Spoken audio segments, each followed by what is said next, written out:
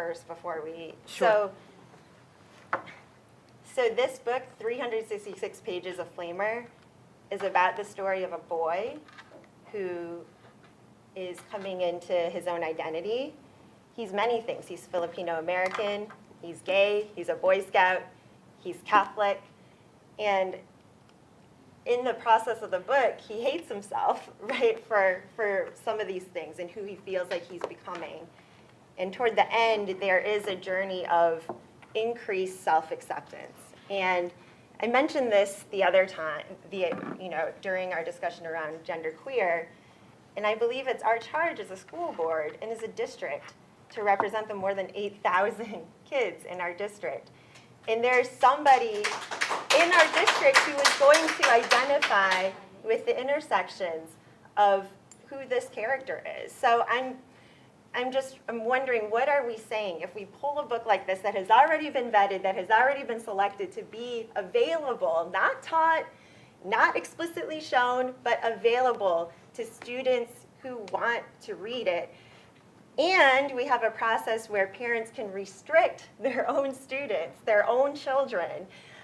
And if we policy-wise and procedurally say that we subscribe as a board to the ALA Library Bill of Rights, and the access to library resources and services for minors from the ALA says that libraries and their governing bodies, that's us, shall ensure that only parents and guardians have the right and the responsibility to determine their children's and only their children's access to library resources. And we have a very, very thorough recommendation from a district review committee that says that this book does not meet the definition of pornography. It does not meet the Miller test for obscenity. And it's a very, very, very thorough process.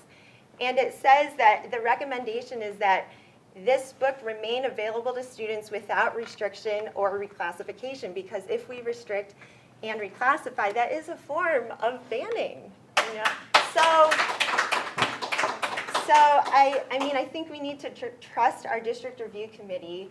We need to trust that parents and their kids will have conversations about subjects like this. We need to trust our students to be able to digest and process books that are available to them.